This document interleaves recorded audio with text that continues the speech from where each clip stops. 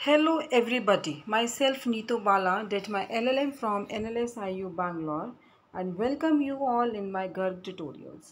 Guys, please इस channel को like कीजिए, सब्सक्राइब कीजिए, साथ में एक बेल आइकन है उसको क्लिक कीजिए so that you can get the notification when ever new video is uploaded. But like करने से पहले, सब्सक्राइब करने से पहले इस वीडियो को देखिए. अगर आपको अच्छा लगे तभी इस चैनल को लाइक कीजिए, सब्सक्राइब कीजिए. तो आज के सेशन में guys we are going to study about transfer of property act 1882. आपके सामने एक छोटा सा वीडियो है जिसमें हम ये पढ़ने वाले हैं आज कि इसका कंटेंट क्या है, कि हम इसमें पढ़ने वाले क्या है इस लॉ में. क्लियर. तो जब भी आप कोई लॉ पढ़ते हैं, कोई भी बेयर एक्ट उठाते हैं, सबसे पहले आपको ये पता होना चाहिए कि उस लॉ में आप पढ़ने वाले क्या हैं. तो अब यहाँ पर क्या है कि प्लीज़ जब भी आप मेरा वीडियो देखते हैं तो बेयर एक्ट साथ में लेकर बैठिए.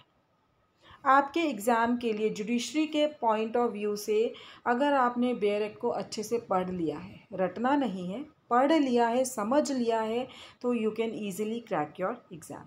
तो ये जो वीडियो है it is not only for judicial aspirants, it is also important for the students who are pursuing their law. चाहे वो आप 3 ईयर लॉ कर रहे हैं या BLLB कर रहे हैं, तो आपके लिए भी ये वीडियो इक्वली इम्पॉर्टेंट है.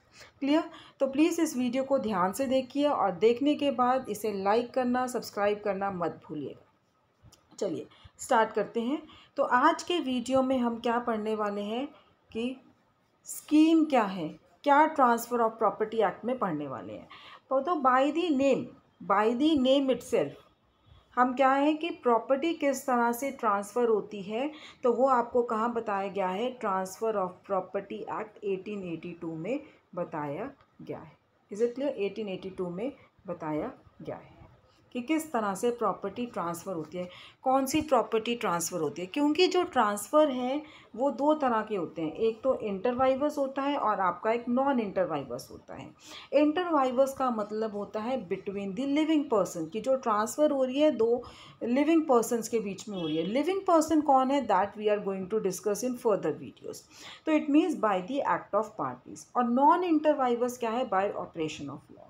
तो जो ट्रांसफ़र ऑफ प्रॉपर्टी एक्ट है उसमें क्या आता है आपका, ट्रांसफ़र बाय इंटरवाइवर्स. ठीक है. It is not non inter vivos नहीं आता है, it is transfer by inter vivos under transfer of property act. चलिए अब ट्रांसफ़र बाय इंटरवाइवर्स में क्या है, इमूवेबल प्रॉपर्टी भी ट्रांसफ़र हो सकती है आपकी. ठीक है. मूवेबल प्रॉपर्टी भी ट्रांसफ़र हो सकती है, दोनों भी ट्रांसफ़र हो सकती हैं. तो अगर हम बात करते हैं transfer of movable property by inter vivos, तो ये किससे डील करता है, सेल ऑफ गुड्स एक्ट. तो movable property can be transferred inter vivos in sale of goods act 1930. अब TPA की अगर हम बात करते हैं, if we talk about TPA, तो TPA में क्या है, transfer of immovable property as well as movable property. Clear. तो अगर आप chapter number, if you look at your chapter number 2, ठीक है, तो चैप्टर नंबर 2 में आप देखेंगे देर आर 2 पार्ट्स. तो उसमें फर्स्ट पार्ट क्या है, ट्रांसफ़र ऑफ प्रॉपर्टी, चाहे वो मूवेबल प्रॉपर्टी है, इमूवेबल प्रॉपर्टी है. ये सेक्शन नंबर 5 से लेके सेक्शन नंबर 37 तक डील करता है. तो यहाँ पर प्रॉपर्टी चाहे आपकी मूवेबल है, इमूवेबल है, दोनों से. ठीक है. उसके बाद आपका चैप्टर नंबर 7 आता है जो कि गिफ्ट से रिलेटेड है. तो यहाँ पर गिफ्ट की जो ट्रांसफ़र होती है, प्रॉपर्टी जो ट्रांसफ़र हो रही है through gifts, it can be transferred as, चाहे वो मूवेबल है चाहे इमूवेबल प्रॉपर्टी है. Then comes chapter 8. चैप्टर 8 में क्या है, transfer of actionable claims. Clear. तो ये अब आपको क्लियर हो गया है कि अगर ट्रांसफ़र इंटरवाइवर्स है मूवेबल प्रॉपर्टी की, it is in sale of goods act, और अगर दोनों की है तो कौन कौन से चैप्टर्स में कौन कौन सी प्रोविजंस आपसे यहाँ पर TPA में रिलेटेड है. Now we are left with transfer of immovable property. तो अब ये जो immovable property transfer of property act में ट्रांसफ़र हो रही है, उनकी प्रोविजंस क्या है वो डिस्कस करते हैं. तो ट्रांसफ़र ऑफ इमूवेबल प्रॉपर्टी, अब यहाँ पर क्या है, इट इज़ इंटरवाइवर्स.